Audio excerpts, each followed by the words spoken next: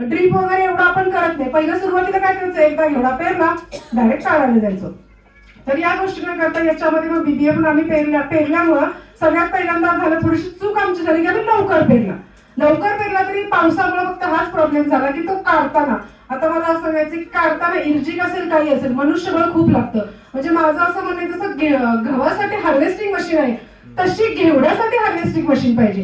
कारण अनुभव तोच आहे, वरती पाऊस असतो, ते इतकं धाकधूक असतो ना की ते घेवड्याचं पीक घरात येईपर्यंत अक्षरशः ते म्हणजे पेरणार असं वाटायचं. आपण नुसतं म्हटलोय, जर त्याच्यामध्ये 5-6 जरी पोती झाली ना तरी मी म्हटलं खूप झालं, आपण जेवढं केलं ते निघेल.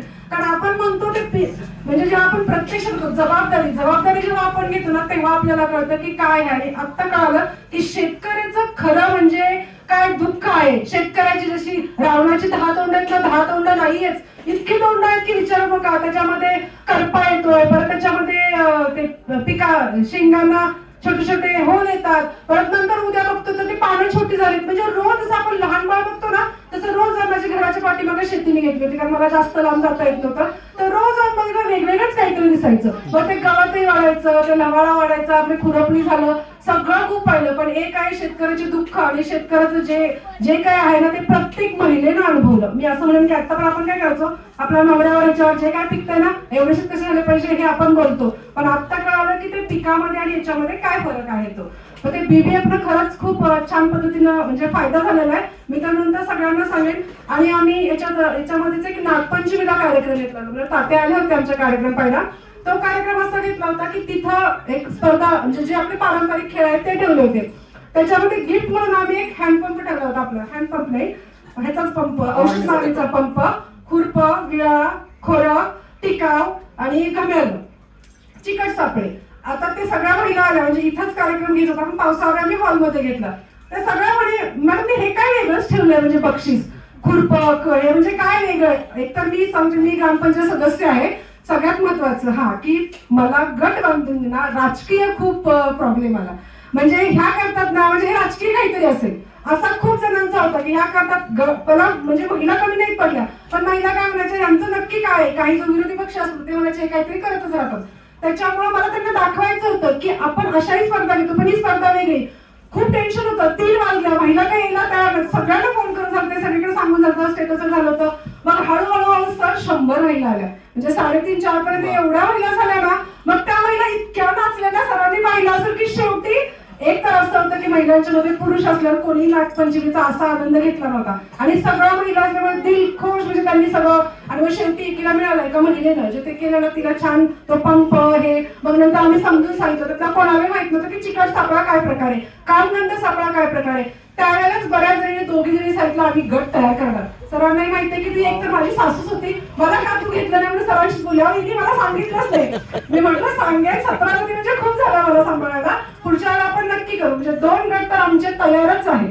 म्हणजे ते आम्हाला यांना दाखवायचे की आम्ही काय प्रवास केला. आजचा जो हा कार्यक्रम आहे म्हणजे फक्त आपण करतो ना, राजकीयपेक्षा समाजकारण करून आणि आपण जे काही करणार आहोत म्हणजे फक्त बोलणं नाही, ते करून दाखवणं. आणि मी शेती करते, म्हणजे मी सगळं करते. तुम्हाला वाटत असेल की या बोलतात, मी अक्षरशः पोती सुद्धा उचललेली आहे. तर माझा व्हिडिओ पर्यंत खरोखर 50 किलो 100 किलोची असं पोती उचलून मी ट्रायलिंग टाकली. आणि याला मला वाटतं साक्ष माझे मिस्टर सुद्धा असतील आणि जे आहेत ते, कारण आम्ही वाळवायला. दुसरी गोष्ट, हे जे घेवडा काढतो तो सुकवणं खूप गरजेचं असतं. सुकवलं नाही तर तो ओला उन्हा त्याला हे होतं. मग आम्ही वाळवायला यावेळेला काय केलं माहितीये, घाटाच्या खाली सालपे आहे, तिथं नेहमी ऊन असतं, तिथं पाऊस नसतो. आम्ही 2 वेळा ट्रायलीमध्ये भरून तिकडं घेवडा सुकवून परत आणला. कारण हे व्यापाऱ्यांचं काय असतं, हवा आहे, 18 आहे, 16 आहे, 17 आहे. सुरुवातीला भाव दिला त्यांनी 80 रुपये, म्हणजे ज्या अगोदर पेरलं त्या ऊन होतं 80 रुपये भाव दिला. 80 म्हणजे खूप. प्रत्येकाला वाटलं ना की आपला घेवडा गेला पाहिजे. 80 म्हणजे काय. मग हा प्रॉब्लेम होतो की थोडा 8 दिवसाचा 4 दिवसाचा फरक झाला ना की तो हळूहळू रेट कमी होतो. आज रेट 55-58 आहे, तरी सुद्धा खूप चांगला आहे, कारण गेल्या वर्षीच्या मानाने ह्या वर्षी रेट चांगला आहे. कारण हाच प्रॉब्लेम झाला, पावसामुळे बऱ्याच जणांचे घेवडे गेलेले आहेत. तर आता फक्त आपल्या इकडच्याच भागामध्ये मला वाटतं करंजकोट या साईडला सुद्धा आपल्याला हे सगळं तिथं सांगावं लागणार आहे, कारण बीबीएफची पेरणी ही सगळ्यात महत्वाची आहे. तसंच पीक विमा नाहीये. मग पावसामध्ये जर डोक्यात आलं की आपण आपल्या घेवड्याला पीक विमाच नाही, जसं सोयाबीनला आहे, सगळ्यांना आपण मेहनत करतो. बरं ठीक आहे, कधी कधी असं होतं, आता साधारणपणे तेच झालं की आपण घातलेले जे 120 रुपये किलो बी असतं ते बी घातले सुद्धा आपल्याला पैसे मिळत नाही. मग पीक विमा आम्हालाच का नाही, म्हणजे घेवड्यालाच का नाही. कारण जी आय नामांकन देऊरमध्येच तुळजाभवानी गटानं आणि पोस्टाच्या ह्याच्यावरती आपलं चित्र आहे ते सगळं 4-5 वर्षापासून पूर्वी झालेले आहे. पण तरी सुद्धा पीक विमा नाही. मग आम्ही काय केलं, आमचा गट, तळ्याचा गट, बिचुकले असं मला थोडं जमलं नाही, असं आम्ही गटांनी जाऊन तहसीलदार कार्यालयामध्ये निवेदन दिलं आणि तालुका कृषी अधिकाऱ्यांना दिलं. पावसामुळे त्याला महिलांना येतात आणि मग फक्त जिल्हा अधिकाऱ्यांना द्यायचं राहिलेले. कारण हिमाचल प्रदेशामध्ये सुद्धा राजम्याला पीक विमा आहे, मग इथंच का नाही? हे म्हणजे मीही म्हणते की आपल्या पाणी फाउंडेशनच्या आधी पण तो प्रयत्न केला पाहिजे पीक विम्यासाठी. आणि दुसरी गोष्ट, हमखास भाव म्हटलं ना 40 रुपयापासून 70-80 रुपयापर्यंत हमखास भाव तो मिळत नाही. आज 20,000 हेक्टर हे कोरेगाव भागामध्ये आणि खटावचा उत्तर भाग याच्यामध्ये आहे.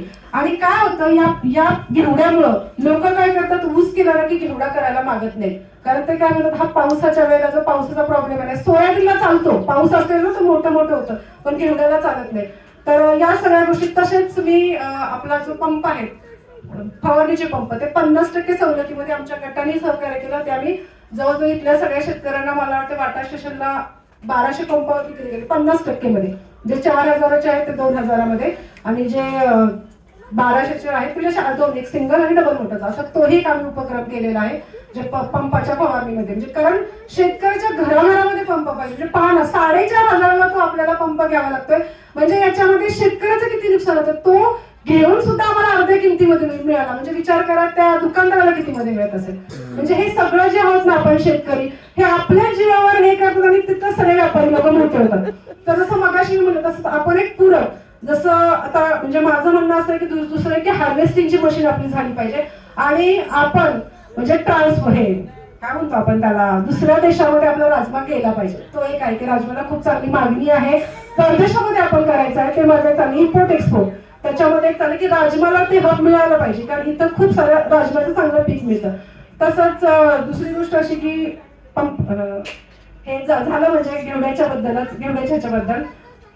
ठीक आहे, अजून बाकीचं काही आठवत नाही.